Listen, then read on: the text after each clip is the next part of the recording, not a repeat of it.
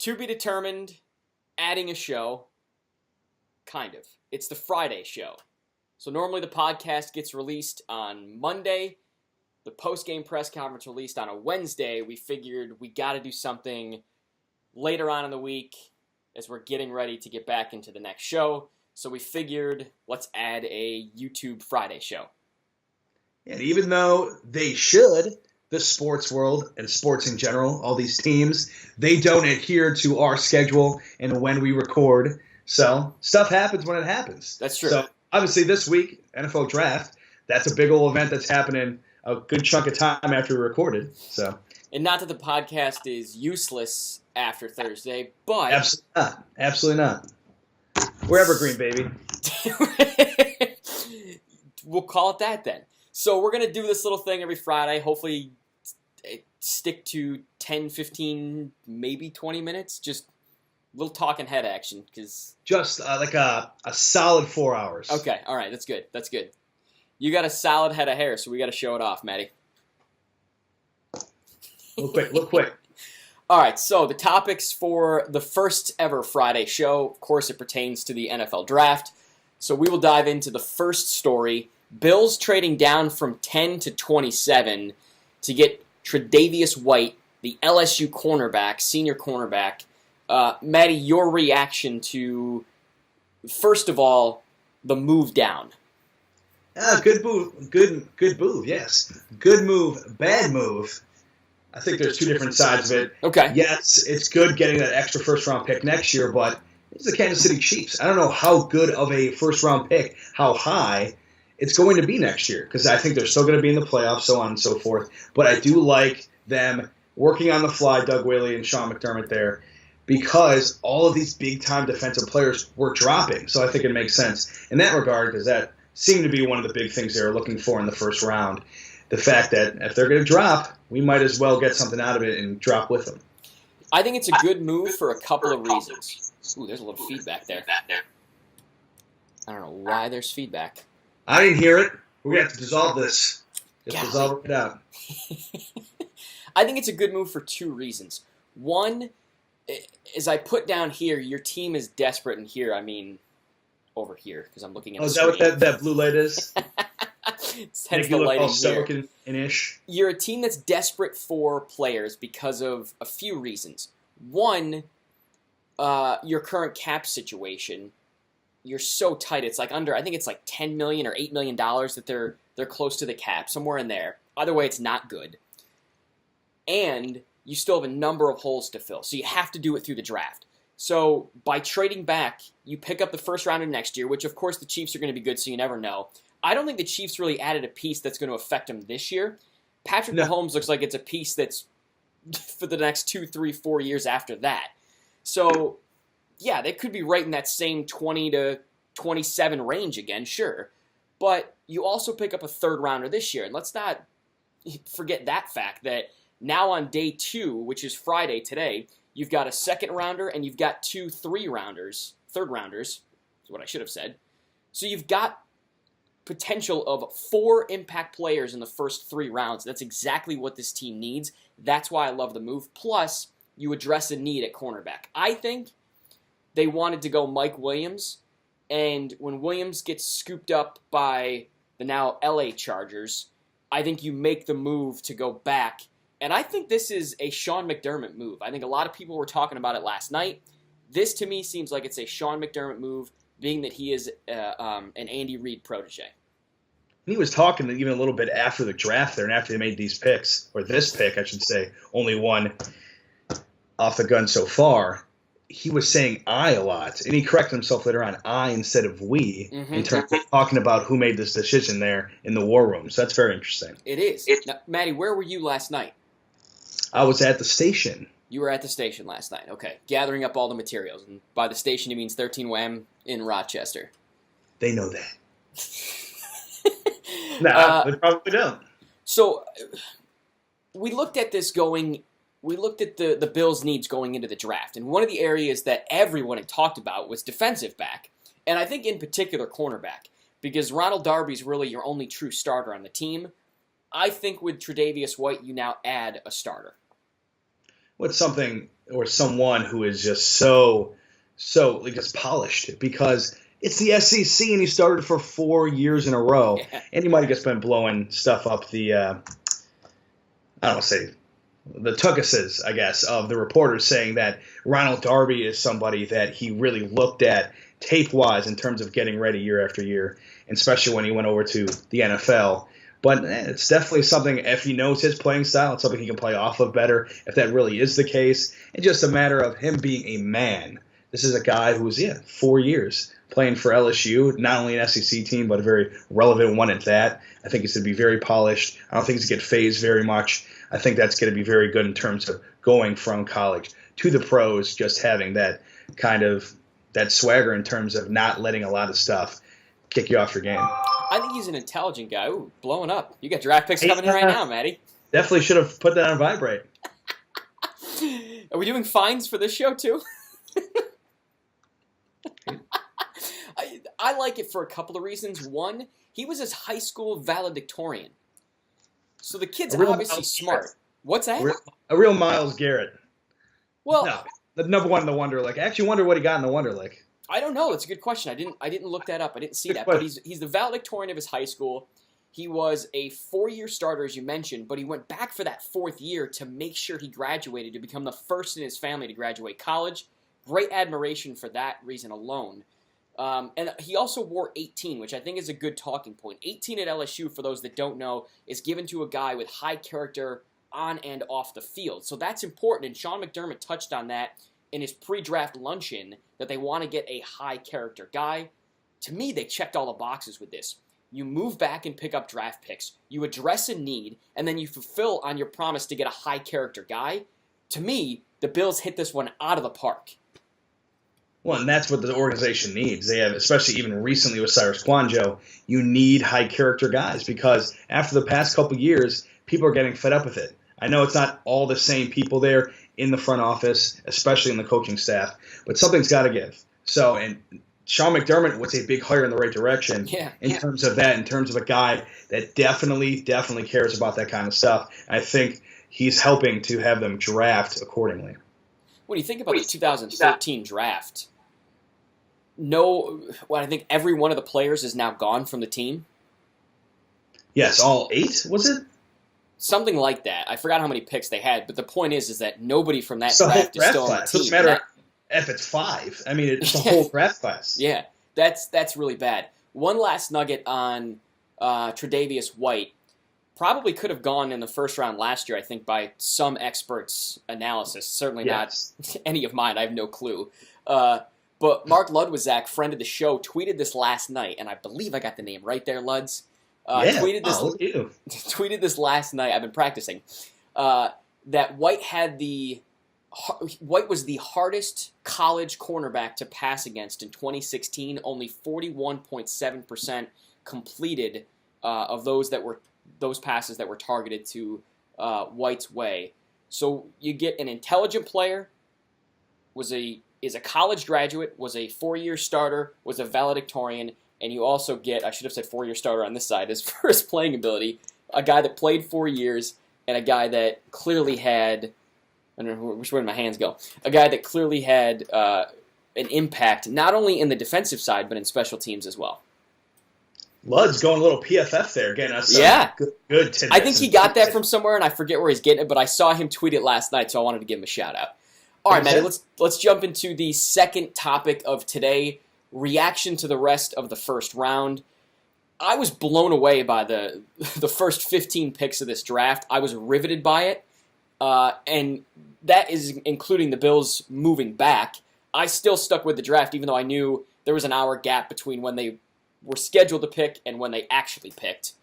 3 QBs going in the top 12 picks. All 3 had teams move up in the draft to get them. This was a draft class that we looked at and said, it's defensive heavy, the QBs may be the weakest point, yet 3 go in the top 12. Well, like we were talking about on the show this week, QBs, it doesn't matter how bad the class is, QBs are always going to be a big notable storyline going to any draft. Yeah. Good or bad, they always seem to rise. I don't know. It was pretty ridiculous. I don't like the Deshaun Watson. I know Tom Savage has already been named the starter for the Texans there. But I don't like the Deshaun Watson pick very much. Even though a lot of people don't like it, I love the Pat Mahomes pick. As a playoff team for a good chunk of years now in the Chiefs, you have a little bit more wiggle room in terms of who you draft, because not at every position are you going to need somebody right away, because you're obviously pretty good. Sure. And Pat Mahomes, I think, very big ceiling, needs a little grooming right now, but I think he could be great. You just had so many, and like you said, in that first 12, that first 15 picks, and it was position players in terms of surprises. John Ross, Christian McCaffrey, Pat Mahomes, Deshaun Watson. I was surprised all those guys went when they did, but the big storyline coming into this was defensive players. It was supposed to be a very big draft, at least at the top of the first round, for defensive players, and it just completely swapped. It was all position players on offense. Very surprising if you look at what was happening in terms of the storylines even right before the draft. Well, your colleague Toby Matika, who joined us this past week on the show, mentioned that you could have 3 defensive backs go in the top 5 picks. And then you had, Adams stayed up top, but you had Hooker and Lattimore dropped a lot. It's big stuff. It's huge stuff. And Lattimore is a guy that I think a lot of Bills fans targeted and wanted at safety, but I don't think they need a safety. You picked up 2 guys in the offseason. Is it Micah Hyde? Is he a safety? Micah Hyde, and I think Jordan Poyer. I mean, listen, to my knowledge, Corey Graham's still on the roster. He started last year. So you as an AAU basketball team now, which is big, which is more down my stuff. But to me, you've addressed the safety position. You needed a cornerback still. Yeah, you needed it, and you addressed it there. But anyway, I was surprised to see the offensive talent go. John Ross, a extremely fast guy. There's what else do you say about the guy? Did Cincinnati reach on that pick?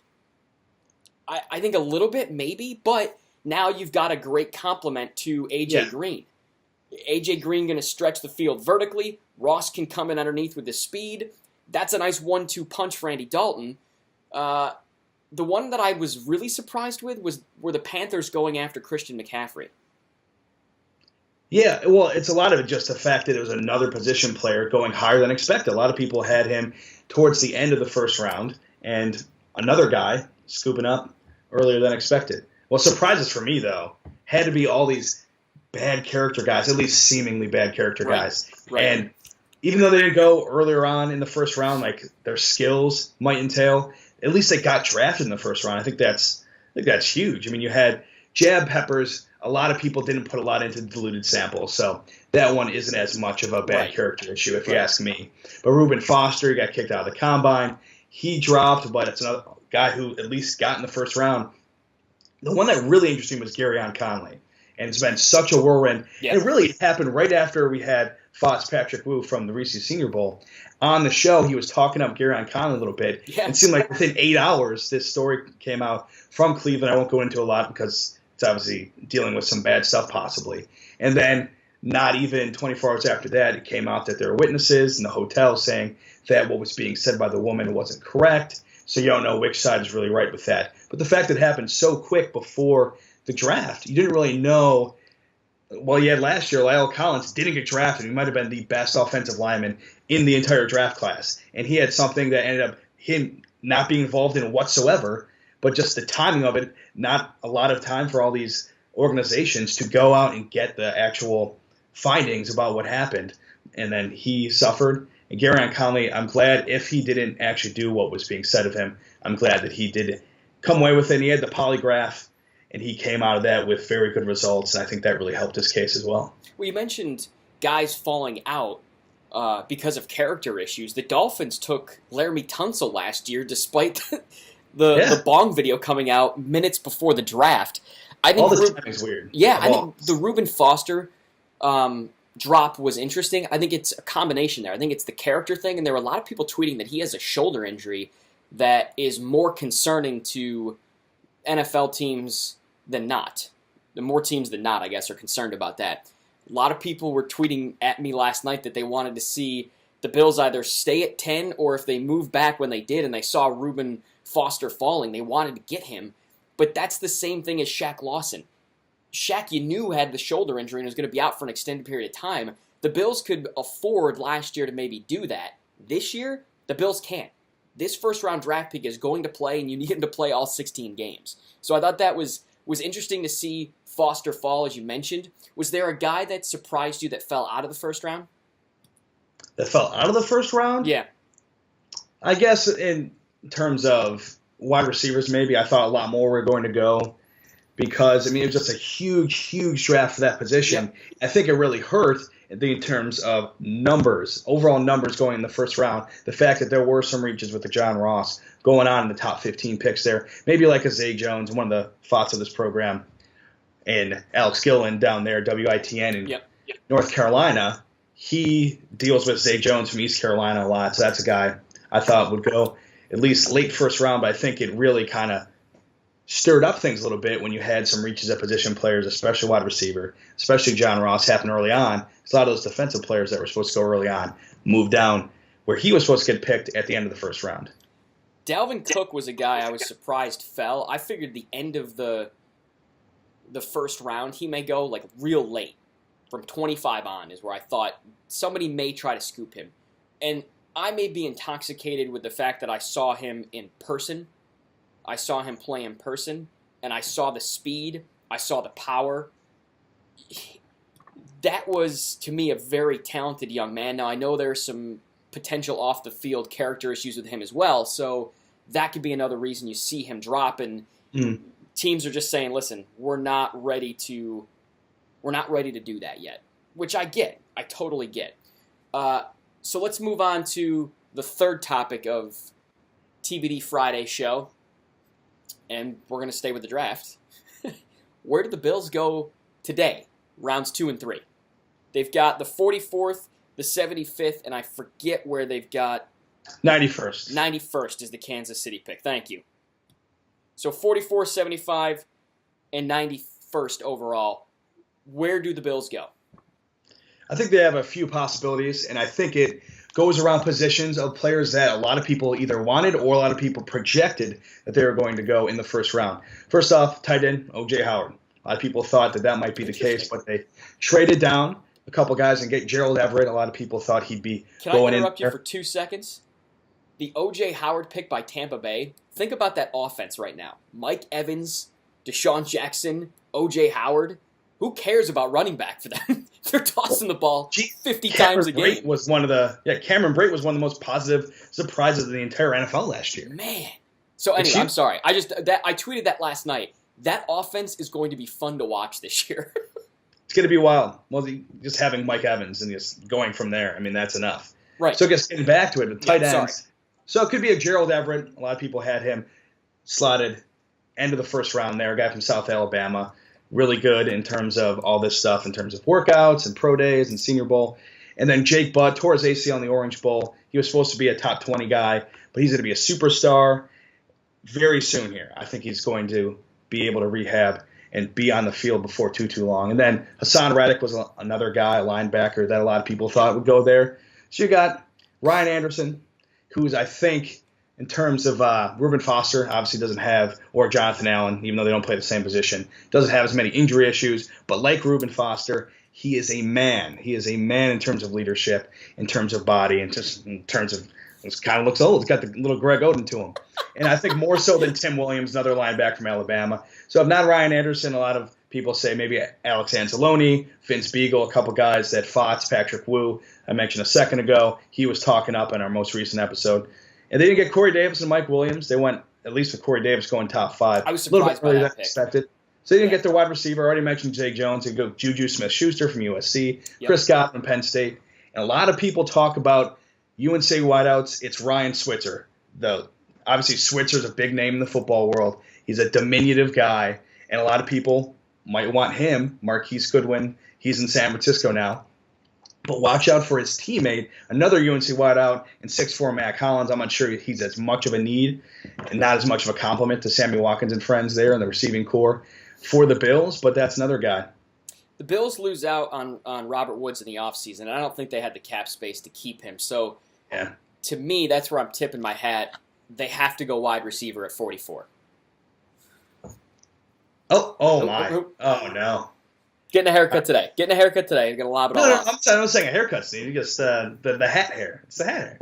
I think they go wide receiver. I said months ago, not that I know anything, but I said months ago they go either wide receiver, DB, 1-2, or DB wide receiver, 1-2. And I think they stick there because it's need.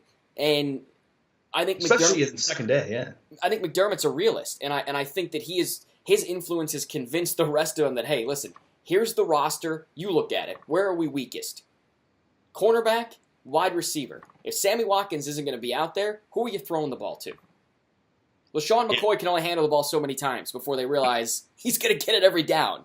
I mean, I know this team still wants to be run heavy, and I get that, but this is a passing league, and it's been a passing league. You have to address the wide receiver position. I think they go wide out, and then I think they go right to offensive line. And it bums me that it's a passing league. I hope the league sways back to being more running back focused, like it was when it was Larry Johnson, Sean Alexander, and LaDainian Tomlinson, because that's what I love. Jerome Bettis will always be my favorite football player of all time, and I'm just sad that it's such a passing league to a certain degree. It's not totally bad. It's not totally bad, but I hope it does swing back in that way. I think I think they go wide receiver, O-line, and then D-line. I think they address, or that fourth pick of the day could be linebacker. I wouldn't be surprised to see them put a linebacker in here at some point. I would say you saying linebacker today at some point out of those three picks is a pretty good look. I think so. All right, Maddie. Anything else for where did the Bills do today? Our third topic. I think I try to throw out a good amount of names there. I think that's pretty good. You threw out way more names. I was just trying to go position-wise after you threw out all the names. That's just how I am with college basketball. Fine. So it just kind of carries over. I'm glad you did that. I'm glad you did your research. About the NBA draft here in a couple months. I'll be saucing that way as well. All right, so upcoming on episode 9 of To Be Determined, the podcast, Joe Biscaglia of WKBW has agreed to join the program. Very thankful for Joe to take a few minutes because his schedule is nuts, especially around this time. So very thankful that he's going to take a few minutes for us. We had his colleague on, Matt Beauvais, a couple weeks ago, and Beauvais now a FOTS. Joe B will become a FOTS after this. And James Whalen, our fitness expert, is going to join us. I'm not sure what the topic is yet with James. We're going to double check that. But we're going to be talking something health and fitness-wise with James. So that will be uploaded on iTunes and Google Play and SoundCloud on Monday.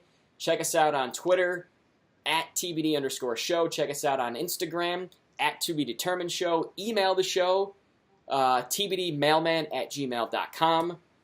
Give us a like on YouTube. Give us a subscription, I should say, and a thumbs up. And find Maddie on Twitter, at TrabsMatt. I'm at Sports by Bond. I don't know how we're going to end these things, Maddie.